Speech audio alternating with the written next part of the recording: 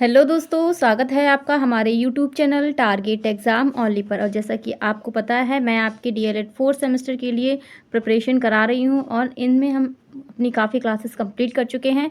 अगर आपने हमारे चैनल पर क्लासेस नहीं देखी हैं तो आप टारगेट एग्ज़ाम ओनली पर जाकर देख सकते हैं। और आज हम करने वाले हैं अपना second paper DElEd 4th semester का, और इसका नाम है शैक्षिक प्रबंधन एवं प्रशासन। यहाँ पर आज हम करेंगे अति लघु उत्तरीय प्रश्न करेंगे, ठीक है।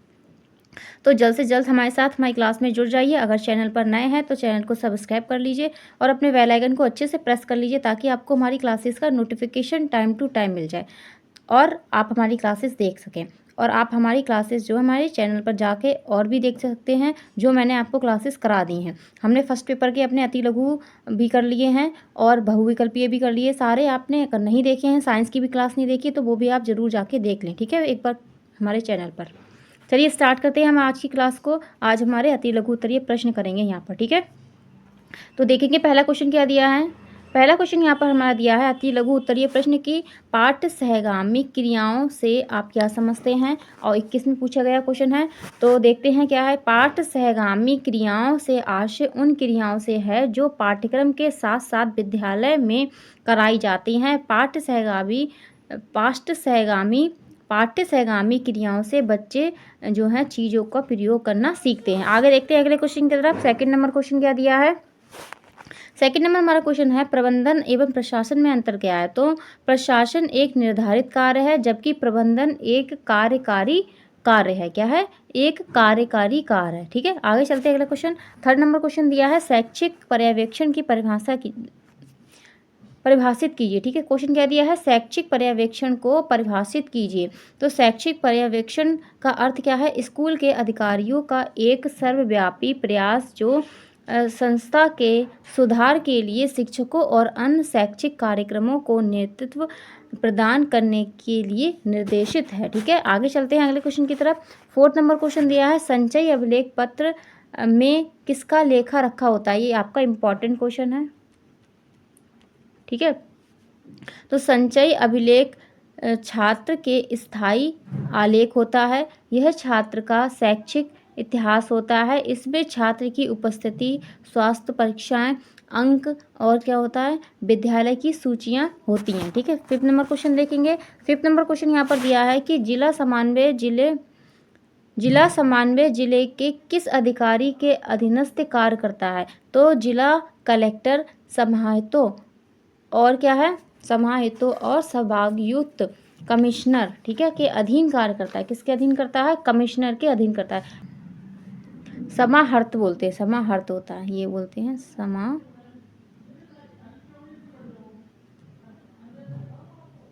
ठीक है। आगे चलते हैं अगले क्वेश्चन की तरफ। संभागयुक्त मतलब कमिश्नर के अधीन कार्य करता है, ठीक है। आगे चलते हैं अगला क्वेश्चन देखेंगे। अगला क्वेश्चन हमारा दिया है कि क्वेश्चन दिया है भारत में सूचना का अधिकार अधिनियम किस वर्ष प्रभावी हुआ। तो ये कब हुआ था? 12 अक्टूबर 2005 को हुआ था। अगला क्वेश्चन दिया है उत्तर प्रदेश शिक्षा अधिनियम कब से प्रभावी हुआ। तो ये 17 अगस्त, ये कब हुआ? 17 अगस्त 1972 में, ठीक है। अगला क्वेश्चन देखेंगे। 8 नंबर क्वेश्चन क्या दिया है, मानवीय संसाधन के कोई दो उपाय बताइए। तो पहला है विकास के लिए सही अवसर देना। क्या है? विकास के लिए सही अवसर देना। सेकंड क्या है, श्रमिकों हेतु अवसर उपलब्ध कराना, ठीक है। अगला क्वेश्चन देखेंगे। अगला क्वेश्चन दिया है खेल कूद के प्रमुख सिद्धांत कौन से हैं। तो खेल कूद के प्रमुख सिद्धांत यहाँ पे हमारे कौन से होंगे? समेकित और असममित। सेकंड दिया है कि एक खिलाड़ी और अनेक खिलाड़ी, ठीक है। इसके बाद है पूर्ण जानकारी और अपूर्ण जानकारी, ठीक है। 10 नंबर क्वेश्चन देखेंगे। 10 नंबर दिया है संस्थागत नियोजन का शाब्दिक अर्थ बताइए। तो इस प्रकार के नियोजन संस्थाओं द्वारा किए जाते हैं। संस्थाएं अपनी आवश्यकताओं संसाधनों के ध्यान में रखते हुए शैक्षिक नियोजन करते हैं, ठीक है। अगला क्वेश्चन है 11 नंबर है कि शैक्षिक संदर्शिका का क्या अर्थ है। तो शिक्षक संदर्शिका, ठीक है। तो शिक्षक परियोजनाएं परिषद, शिक्षक परियोजनाएं परिषद, ये होगा परियोजनाएं।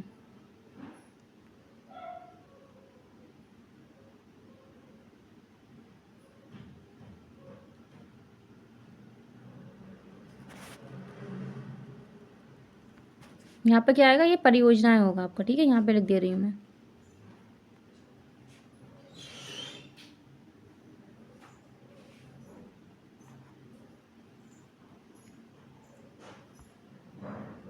ठीक है, परियोजनाएं। परिषद लखनऊ द्वारा कक्षा 8 तक के कक्षावर विषयगत शिक्षक संदर्शिकाओं का प्रकाशन किया जाता है। ठीक है, तो यह कक्षा 1 से लेके 8 तक के लिए क्या है, कक्षा 1 से लेके कितने के लिए, 8 तक के लिए इसका प्रयोग किया जाता है। ठीक है, अगला क्वेश्चन देखेंगे।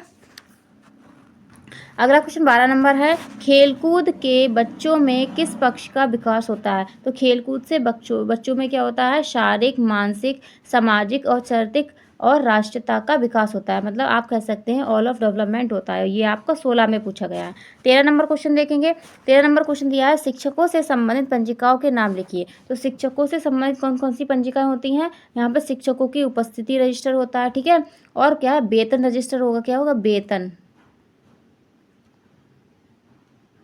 यहाँ पे वेतन आएगा, वेतन रजिस्टर होगा, मिड डे मील रजिस्टर होगा, और पत्र व्यवहार रजिस्टर होगा, और सेवा पुस्तिका होगी। ठीक है, ये सारे हमारे शिक्षकों से संबंधित होते हैं। आगे देखते हैं, 14 नंबर क्वेश्चन है, वित्तीय अभिलेख कौन कौन से हैं। तो वित्तीय अभिलेख कौन कौन से होते हैं, निःशुल्क एकीकरण रजिस्टर, वेतन भुगतान रजिस्टर होता है, और एक आपका होगा इसमें रखरखाव रजिस्टर होगा। ठीक है, फिर कैश बुक होगी, मिड डे मील रजिस्टर होगा। ठीक है, ये हमारे सारे किससे रिलेटिव होते हैं, ये वित्त अभिलेख से संबंधित है। आगे चलते हैं 15 नंबर क्वेश्चन की तरफ। 15 नंबर क्वेश्चन दिया है, बीआरसी और एनपीआरसी में अंतर बताइए। तो बीआरसी क्या होता है, ब्लॉक स्तर पर होता है, जबकि एनपीआरसी आपका क्या होता है, न्याय पंचायत स्तर पर क्या होता है, शैक्षिक गतिविधियों करता है। ठीक है, शैक्षिक गतिविधियों के। 16 नंबर क्वेश्चन दिया है, सार्वभौमिकरण का अर्थ स्पष्ट कीजिए। तो सार्वभौमिकरण का अर्थ क्या है, 6 से 14 तक के सभी बालकों को शिक्षा उपलब्ध कराना। ठीक है, 17 नंबर क्वेश्चन देखेंगे। 17 नंबर क्वेश्चन दिया है, उत्तर प्रदेश में राज्य परिषद कार्यालय का मुख्यालय कहाँ स्थित है। तो ये कहाँ पर स्थित है, ये हमारा लखनऊ में स्थित है। कहाँ है, लखनऊ में स्थित है।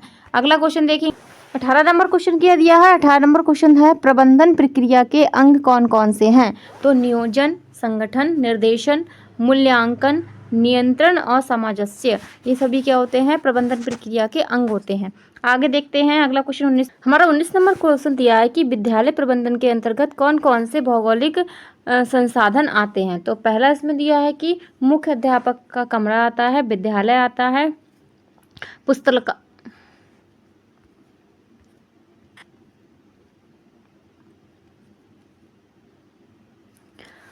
विद्यालय आएगा, पुस्तकालय होगा, और कक्षाएं होंगी, स्टाफ रूम होगा, ड्राइंग रूम होगा, विद्यालय कक्ष होगा, विद्यालय और भूगोल कक्ष, शौचालय होगा, और खेल का मैदान होगा, छात्रावास होगा। ये सारी चीज़ें होंगी। आगे चलते हैं, 20 नंबर क्वेश्चन है। 20 नंबर क्वेश्चन दिया है, लर्निंग कॉर्नर से आप क्या समझते हैं। तो सीखने का यह कोना जहाँ बैठकर बालक विभिन्न शैक्षिक गतिविधियां करता है, क्या है, लर्निंग कॉर्नर कहते हैं इसे। और ये काफ़ी बार क्वेश्चन पूछा गया है, इंपॉर्टेंट है आपके लिए। इसकी इस नंबर क्वेश्चन दिया है, कक्षा 2 में जो पढ़ाई जाने वाली पाठ्य पुस्तकों की संख्या के नाम बताइए। तो कौन कौन सी हैं, 3 हैं, एक रेनबो है, कलरव है, और गिनतारा है। ठीक है, आगे चलते हैं अगले क्वेश्चन की तरफ। अगला क्वेश्चन 22 नंबर है कि पाठ्य पुस्तिकाओं के विकास के किन किन बिंदुओं पर विशेष रूप से ध्यान रखा जाता है। तो किस पे, विषय सामग्री, छात्रों के मानसिक स्तर के अनुकूल चित्र एवं उदाहरण आवश्यकता अनुसार होना चाहिए। ठीक है, इन सब चीज़ों का हमें ध्यान रखना चाहिए। आगे चलते हैं अगले क्वेश्चन की तरफ। अगला क्वेश्चन हमारा दिया है,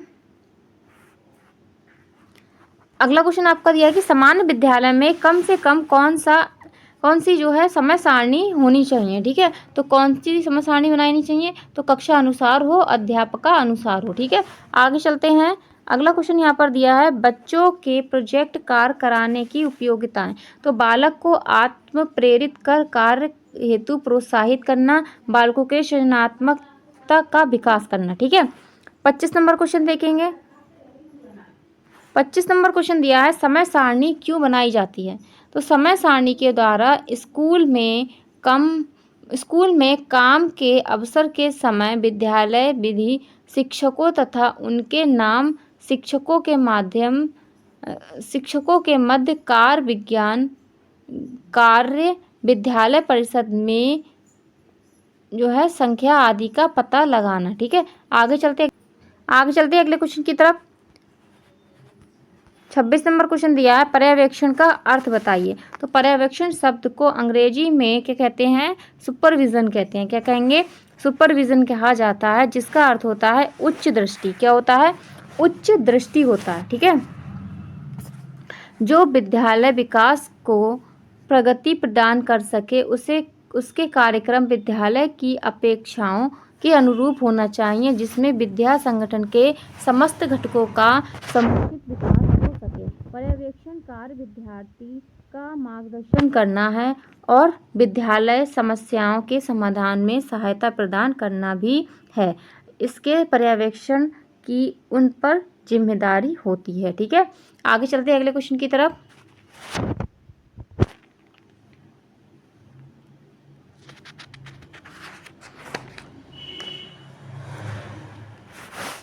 अगला क्वेश्चन हमारा नेक्स्ट दिया है कि समेकित शिक्षा किसे कहते हैं? तो ऐसी शिक्षा व्यवस्था जिसके अंतर्गत निःशुल्क बालक बालिकाएं, यहाँ पे याद होगा बालक बालिकाएं होगा।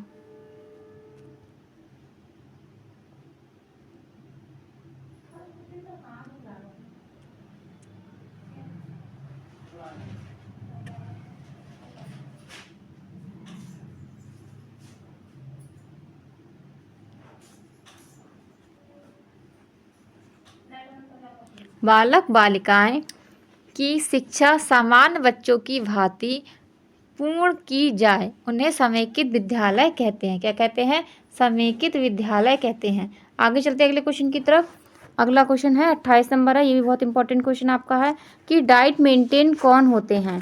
या क्वेश्चन पूछा जा सकता है डाइट मेंटेन के 2 कार्य बताइए। तो कक्षा कक्ष में स्वयं पढ़कर सीधे सहायता और मार्गदर्शन बनकर शिक्षण संबंधी लिखित कठिनाइयों का निस्तारण, ठीक है, क्या है? निस्तारण करते हैं। तो विद्यालय भ्रमण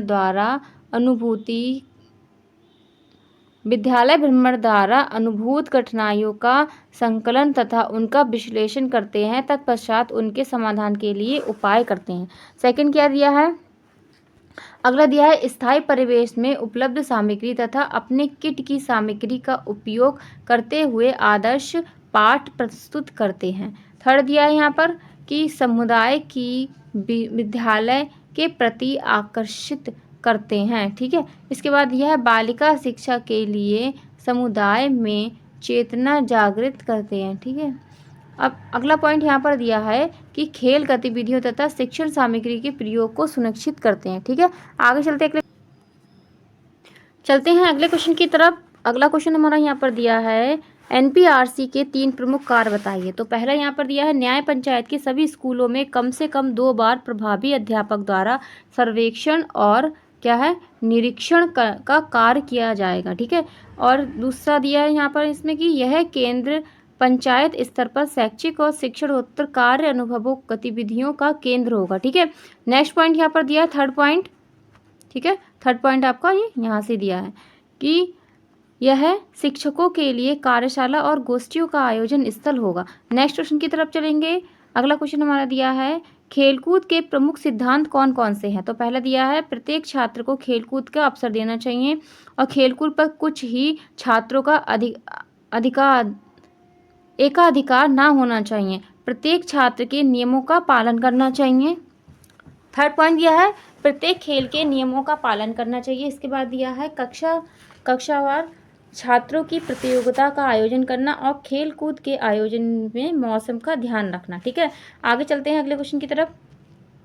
अगला क्वेश्चन यहाँ पर दिया है लोच का सिद्धांत क्या है। तो ये भी इम्पोर्टेंट क्वेश्चन है। तो प्रबंधन का साधन है ना कि साध्य का। ठीक है, लोच क्या है?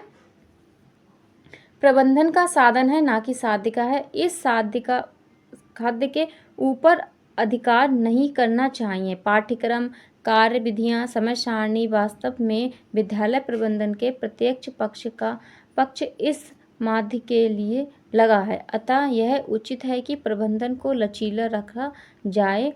यही लोच का सिद्धांत है। ठीक है, तो प्रबंधन को कैसे लचीला रखना क्या है? लोच का सिद्धांत है। अगला क्वेश्चन दिया है हमारा प्रबंधन से आप क्या प्रबंधन से क्या आशय है, या क्वेश्चन पूछा जाता है कुशल प्रबंधन से आप क्या समझते हैं। तो किसी कार्य को संबंधित व्यक्तियों के द्वारा पारस्परिक सहयोग की कुशलता पूर्वक संपन्न करने की प्रक्रिया को कुशल प्रबंधन कहलाती है। ठीक है। 33 नंबर क्वेश्चन यहाँ पर दिया है कि कक्षा शिक्षण हेतु अति आवश्यक सामग्रियों का उल्लेख कीजिए। तो कौन कौन सी अति आवश्यक सामग्रियां यहाँ पे, श्याम पाठ होगा, चार्ट, मॉडल, मानचित्र, आकृतियां, ग्राफ हो गया आपका, विद्यालय शिक्षण सामग्रियां हो गई, ये सारी आपकी होती हैं और ये आपका 17 में पूछा गया। अगला क्वेश्चन देखेंगे कि मानवीय प्रबंधन के प्रमुख घटक बताइए, ये आपका 16 और 17 में पूछा गया है। तो पहला दिया है जो हमने अभी पढ़ा था कि प्रधानाध्यापक होंगे, शिक्षक, छात्र, समुदाय, ठीक है, ग्राम शिक्षा समिति और शिक्षा और क्या होगा, शिक्षक अभिभावक संघ होगा, छात्र शिक्षक संघ होगा। ठीक है, ये आपके क्या होंगे, समुदाय होंगे। आगे चलते हैं अगले क्वेश्चन की तरफ। अगला क्वेश्चन दिया है प्रभावी शिक्षण के गुण बताइए। तो क्या गुण होते हैं, पहला है एक सफल शिक्षक छात्र प्रेमी होता है तथा वह छात्रों के विकास में रुचि लेकर उनकी कठिनाइयों को क्या करता है, दूर करने का तत्पर रहता है। ठीक है, शिक्षक का व्यक्तित्व प्रभावशाली होना चाहिए, वह शारीरिक और मानसिक रूप से स्वस्थ होना चाहिए। ठीक है, अगला क्वेश्चन देखेंगे। अगला क्वेश्चन हमारा दिया है कि अध्यापक अनुदान धनराशि के उपयोग कहाँ कहाँ किया जाता है। तो अध्यापक अनुदान राशि का उपयोग विद्यालय कल्याण समिति तथा विद्यालय प्रबंधन समिति के द्वारा किया जाता है।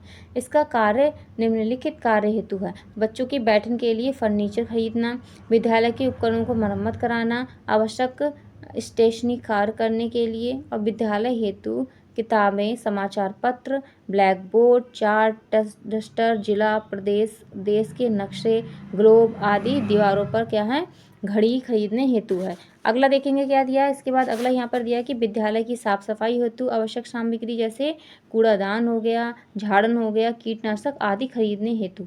इसके बाद दिया है अगला पॉइंट कि विद्यालय सौंदर्यीकरण करने के लिए, गमले, फूलों की व्यवस्था करने के लिए और प्रधान अध्यापक कक्ष को सुरक्षित करने के लिए जो है यहाँ पर हम इसका प्रयोग करते हैं। ठीक है, तो अध्यापक अनुदान धनराशि का उपयोग किया जाता है। आगे चलते हैं, अगला क्वेश्चन देखेंगे। अगला क्वेश्चन हमारा दिया है शिक्षण अधिगम सामग्री की क्या भूमिका है। तो शिक्षण अधिगम सामग्री के द्वारा शिक्षण अधिगम की गुणवत्ता का विकास किया जाता है।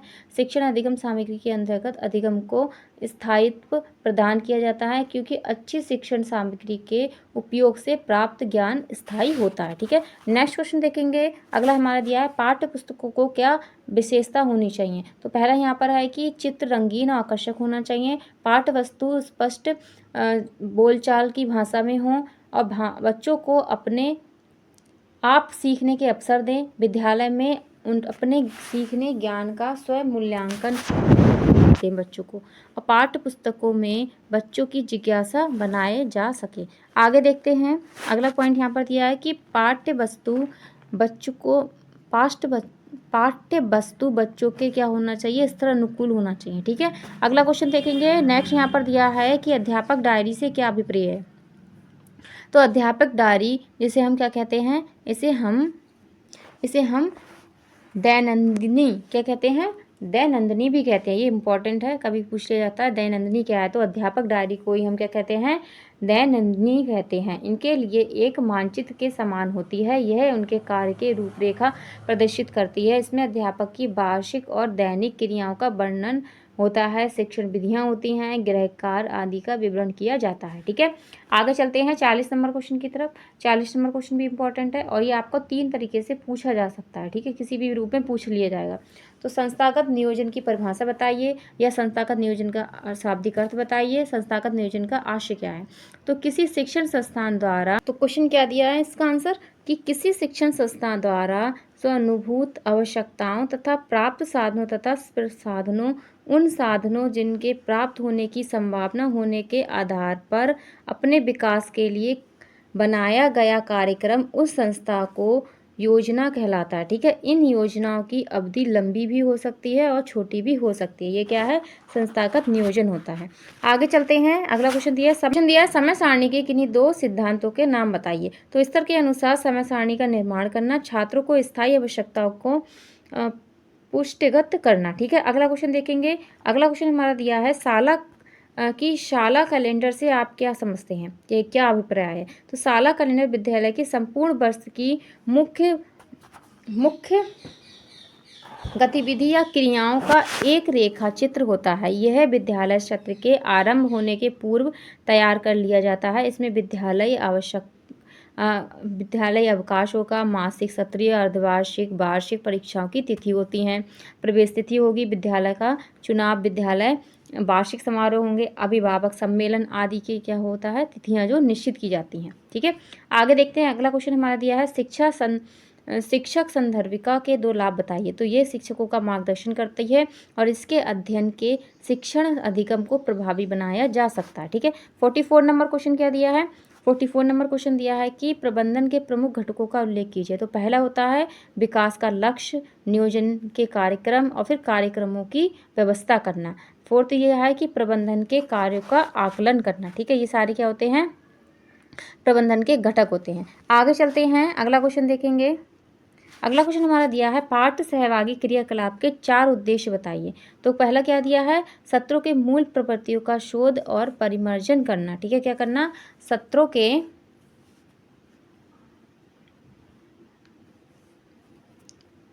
पहला पॉइंट क्या दिया है यहाँ पे, छात्रों होगा, क्या होगा, छात्रों।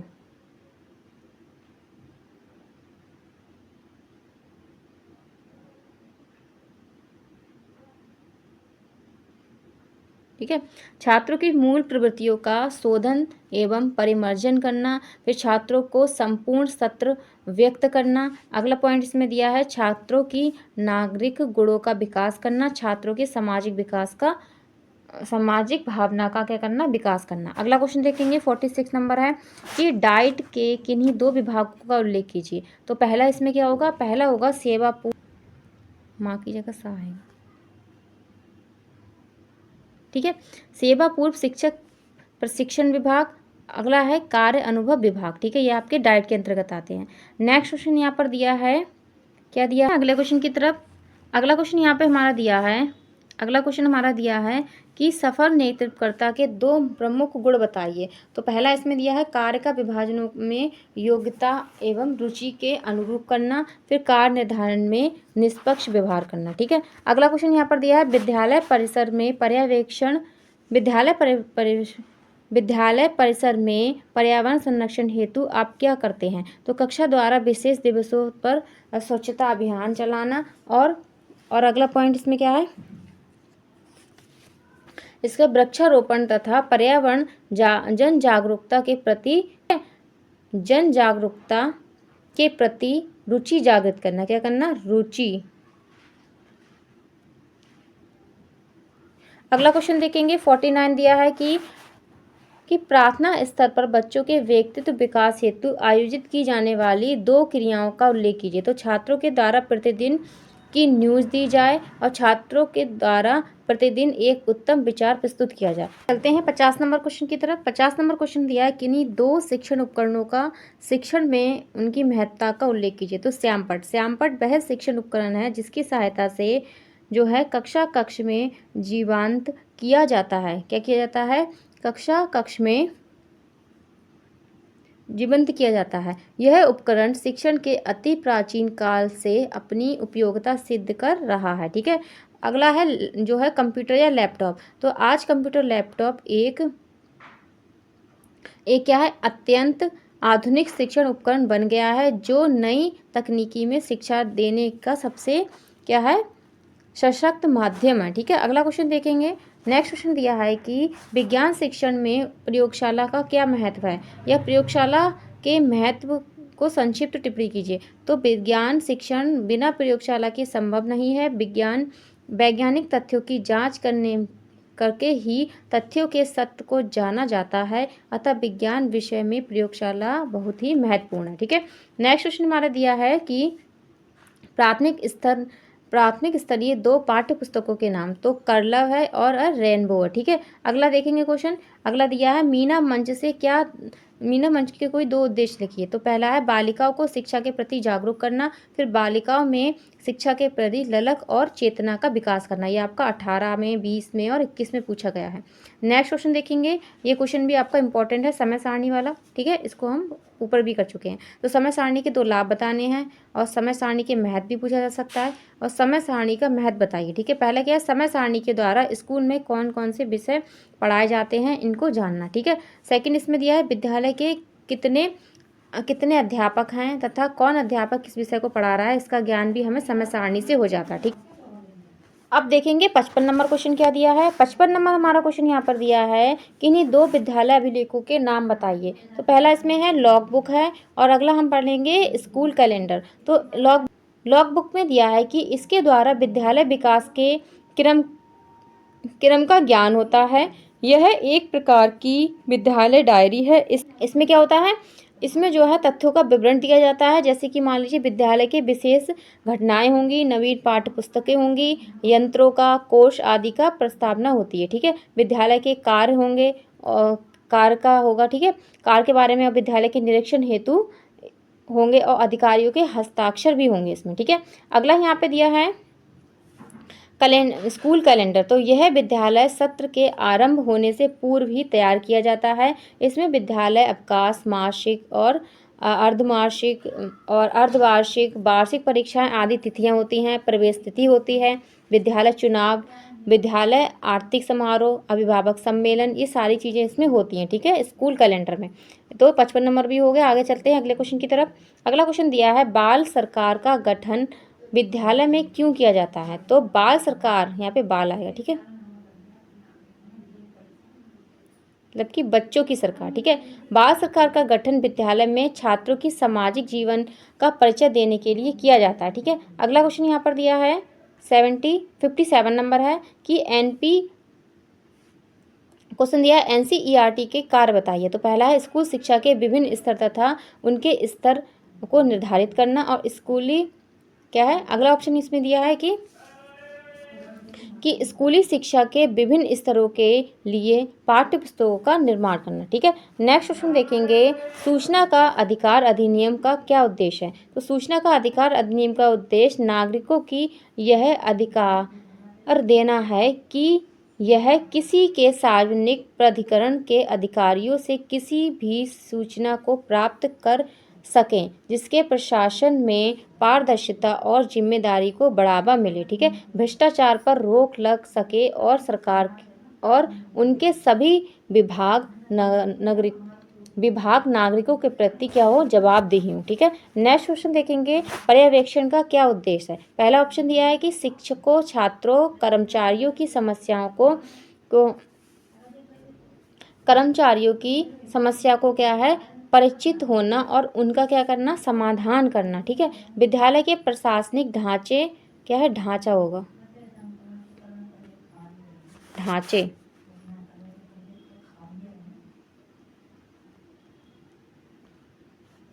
ठीक है।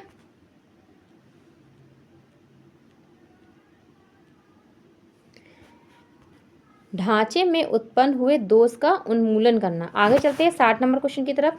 60 नंबर यहाँ पर हमारा क्वेश्चन दिया है शिक्षण में उपयोगी किन्हीं 2 शिक्षण अधिगम सामग्रियों के नाम व उनके उपयोग बताइए। तो चार्ट शिक्षण को प्रभावी सामग्री और प्रत्यक्ष को स्पष्ट करने में शिक्षा को बहुत मदद मिलती है। ठीक है। मॉडल, तो मॉडल क्या है, पहला हमारा चार्ट था, अगला हमारा मॉडल है। तो मॉडल भी प्रभावी शिक्षण अधिगम की सामग्री है। यहाँ जहाँ हम जा नहीं पाते हैं उन्हें हम स्थलों और जो वस्तुओं को मॉडल शिक्षण को जो है जीवंत कर देता है, मतलब हम मॉडल के द्वारा उस चीज़ को देख सकते हैं। आगे चलते हैं 61 नंबर क्वेश्चन है राष्ट्र मुक्त विद्यालय शिक्षा संस्थान, जिसे हम NIOS कहते हैं। ठीक है, की स्थापना क्यों की गई थी। तो मुक्त अध्ययन प्रणाली तथा दूरस्थ शिक्षा के माध्यम से समाज के लाभ से वंचित वर्ग को विद्यालय शिक्षा अवसर प्रदान कराने के लिए राष्ट्र मुक्त विद्यालय शिक्षा संस्थान को खोला गया था। ठीक है। अगला क्वेश्चन देखेंगे। अगला क्वेश्चन दिया है PDA, क्या है, PTA यहाँ पे आएगा। ठीक है, डी नहीं होगा, टी होगा, तो टाइपिंग मिस्टेक है। तो यहाँ पे आप देख सकते हैं जैसे यहाँ पे लिखा हुआ है अभिभावक शिक्षक संघ, इसे हम क्या कहते हैं, इसे हम बोलते हैं MTA। ठीक है। MTA क्या होता है, मातृ शिक्षा संघ की बैठक कब सुनिश्चित होती है। तो ये प्रत्येक शनिवार या रविवार को हो सकती है। आगे चलते हैं। अगला क्वेश्चन दिया है कि PTA क्या है, PTA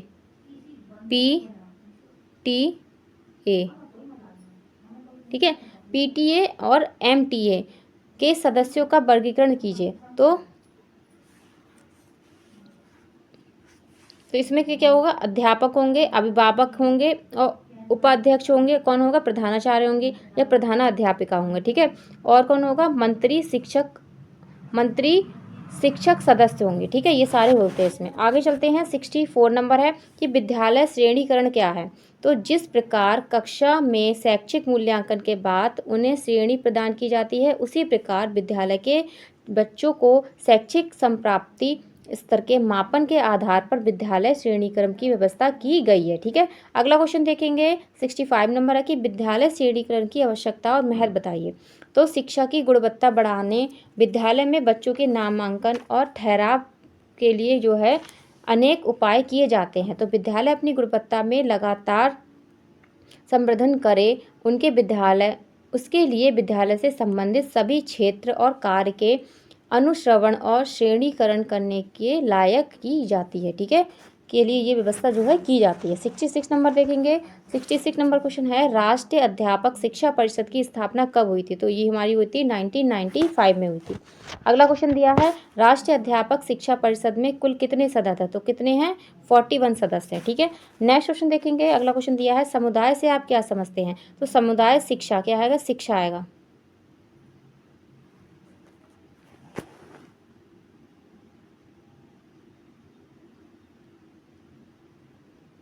समुदाय शिक्षा से जुड़ी एक बड़ी समस्या है। यदि विद्यालय की समुदाय का सहयोग प्राप्त हो तो विद्यालय और बच्चों से जुड़ी विभिन्न कठिनाइयों का सामना किया जा सकता है। जैसे समुदाय के किसी डॉक्टर के माध्यम से बच्चों को स्वास्थ्य परीक्षण कराना, उनकी स्वास्थ्य का जो है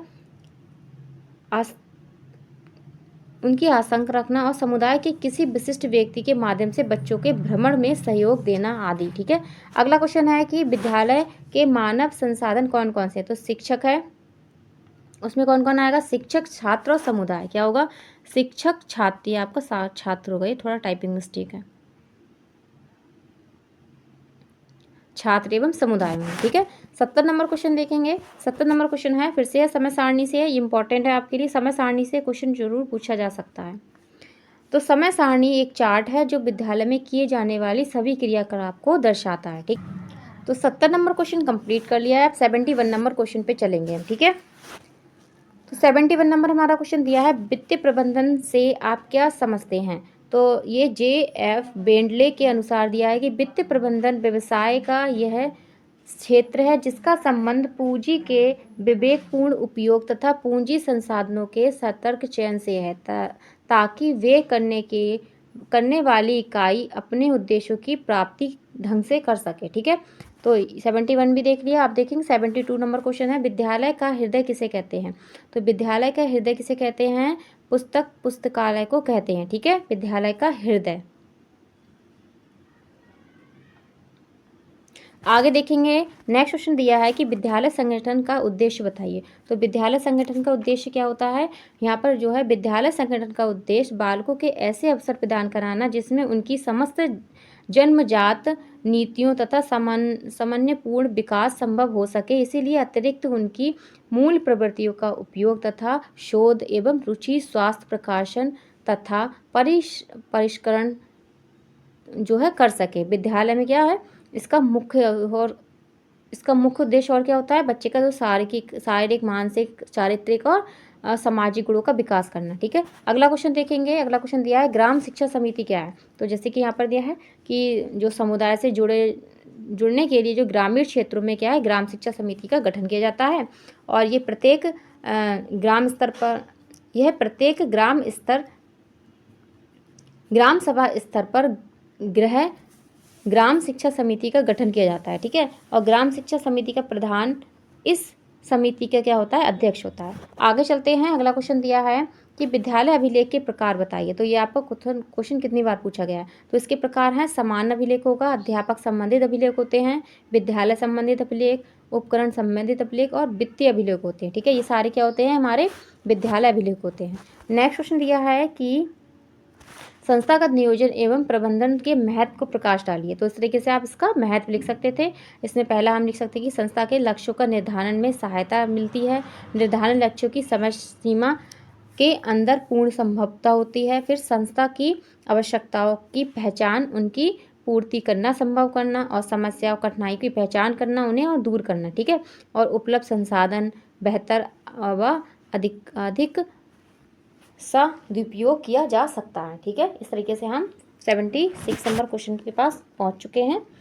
तो क्लास अच्छी लग रही है तो लाइक शेयर एंड सब्सक्राइब करना ना भूलें चैनल को। आगे चलते हैं अगले क्वेश्चन की तरफ। अगला क्वेश्चन दिया है 77 नंबर क्वेश्चन है कि राज्य स्तर पर कार्य करने वाली 2 अभिकरणों का संक्षिप्त टिप्पणी कीजिए। तो शिक्षा के अभिकरण के 2 स्वरूप हैं। परिवार, समाज, समुदाय भी एक अभिकरण है तथा सभी तरह के विद्यालय दूसरे अभिकरण है, ठीक है। औपचारिक शिक्षा दूसरे अभिकरण तथा अनौपचारिक शिक्षा पृथक अभिकरण के आजीवन मिलती है, ठीक है। इस तरीके से हम इस क्वेश्चन को भी कर चुके हैं। अब हम देखेंगे अपना नेक्स्ट क्वेश्चन हमारा क्या होगा।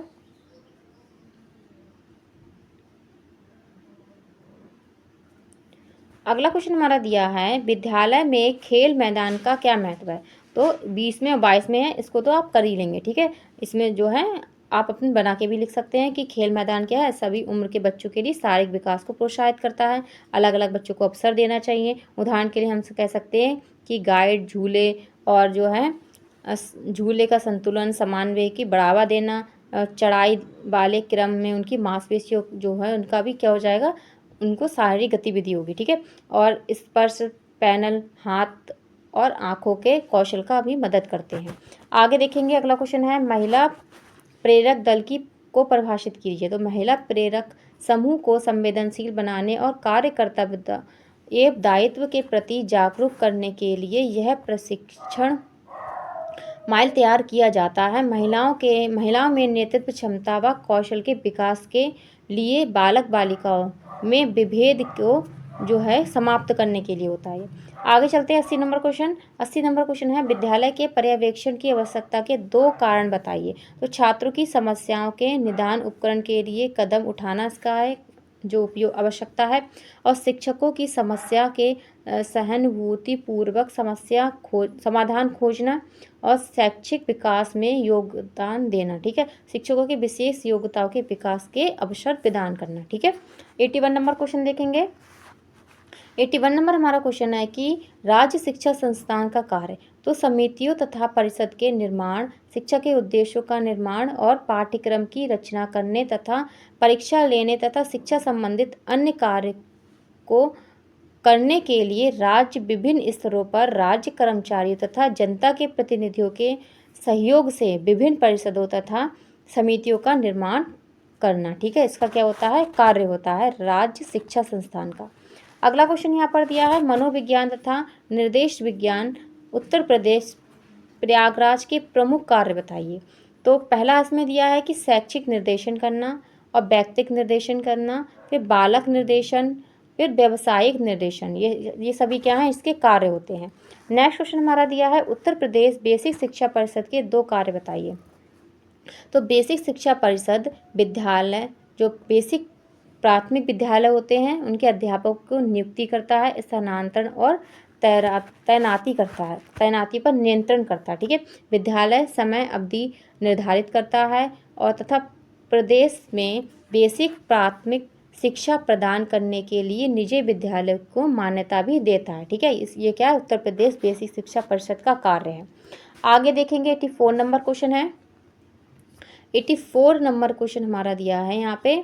4 नंबर क्वेश्चन क्या दिया है, टीईटी का पूरा नंबर है। तो शिक्षक क्या होगा, इसका पूरा नाम होगा शिक्षक पात्रता परीक्षा। यहाँ पे पात्रता होगा, यहाँ पे मैं फिर से लिख देती हूँ शिक्षक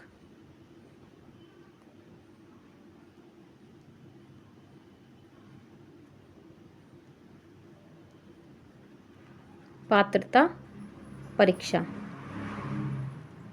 इसकी फुल फॉर्म आपको पता होना चाहिए क्योंकि आप जल्दी यूपी टेट भी देंगे। तो अगला क्वेश्चन देखेंगे इसके बाद 85 नंबर है स्कूल चलो अभियान किस वर्ष उत्तर प्रदेश में लागू हुआ। यहाँ पे उत्तर प्रदेश की डेट पूछी गई, ठीक है। तो 2004 में हुआ।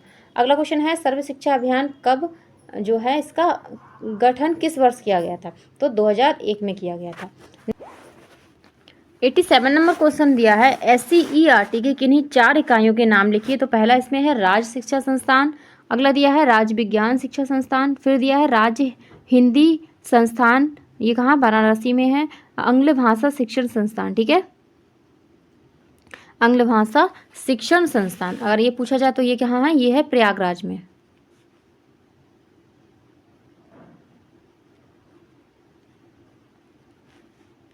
ठीक है, और कहाँ है, प्रयागराज में है। और आपका राज्य शिक्षा संस्थान कहाँ है, ये नई दिल्ली में, ये कहाँ है, ये हमारा इलाहाबाद में है।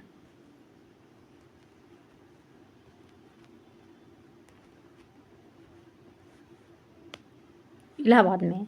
आगे चलते हैं, 88 नंबर क्वेश्चन देखेंगे। ये हमारा दिया है किन्हीं 5 विद्यालय अभिकरणों के नाम बताइए। तो विद्यालय अभिलेख, ठीक है, अध्यापक उपस्थिति पंजिका, ये रिपीटेड क्वेश्चन है, इंपॉर्टेंट क्वेश्चन भी है। और उपस्थिति पत्रिका, पत्रकार पत्रिका, ठीक है, इसके बाद छात्रवृत्ति विवरण पंजिका। तो आंसर क्या है, विद्यालय अभिलेख होगा इसमें, अध्यापक उपस्थिति पंजिका होगा, उपस्थिति पंजिका, पत्रकार पंजिका, छात्रवृत्ति विवरण पंजिका और ग्राम शिक्षा समिति बैठक की भी पंजिका ही होती है। आगे चलते हैं, अगला क्वेश्चन दिया है, अगला क्वेश्चन हमारा है छात्रों से संबंधित विद्यालय अभिलेखों के नाम बताइए।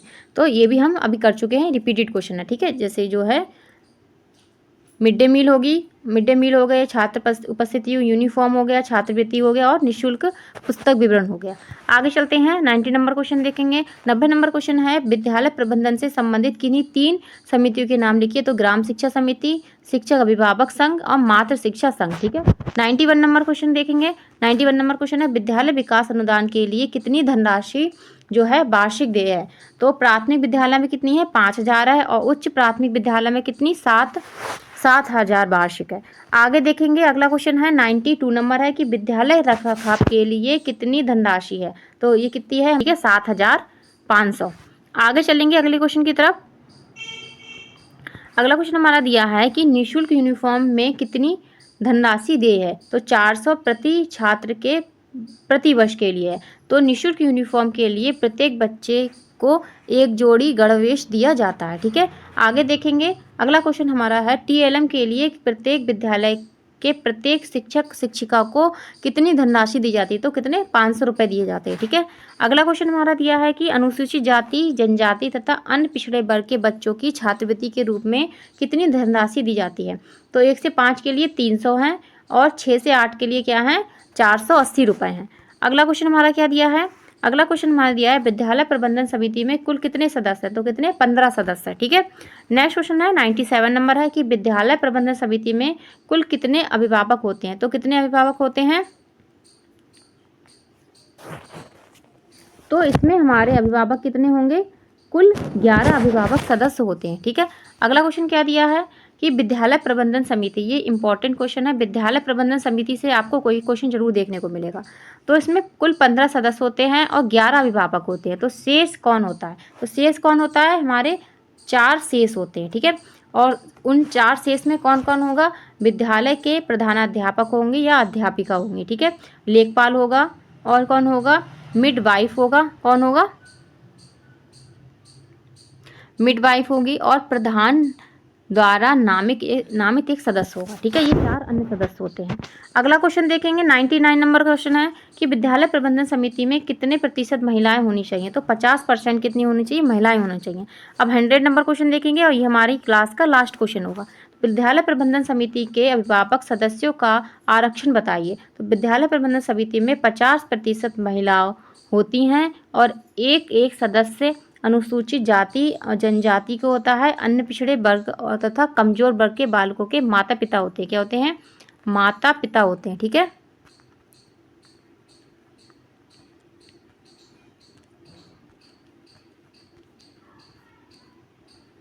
माता पिता अभिभावक होते हैं और सदस्य होते हैं, ठीक है।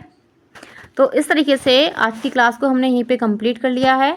आपको क्लास कैसी लगी है आज की क्लास, मुझको कमेंट बॉक्स में कमेंट करना ना भूलें और अपने दोस्तों को भी शेयर करें। और आपने आगे की क्लासेस नहीं देखी हैं तो आप कृपया करके तो आप उन क्लासेस को ज़रूर देखिए, क्योंकि ये क्लासेस आपको आपके डीएलएड में बहुत हेल्प करने वाली हैं और ये आपके लिए रामबाण साबित होंगी और यहीं से आपको क्वेश्चंस देखने को मिलेंगे। और हमारे target exam only pay target exam only पर ऐसे ही बने रहिए और अपने डीएलएड 4th सेमेस्टर के अच्छे से जो है आप प्रिपरेशन करते रहिए, क्योंकि पेपर अब आपके जल्दी ही होंगे और जल्दी हो जाएंगे और ज़्यादा टाइम भी नहीं बचा आपका। तो आज के लिए बस इतना ही। नेक्स्ट क्लास में फिर से हाजिर होंगी एक नई टॉपिक के साथ, नई सब्जेक्ट के साथ। ठीक है, ओके, धन्यवाद, कीप वॉचिंग।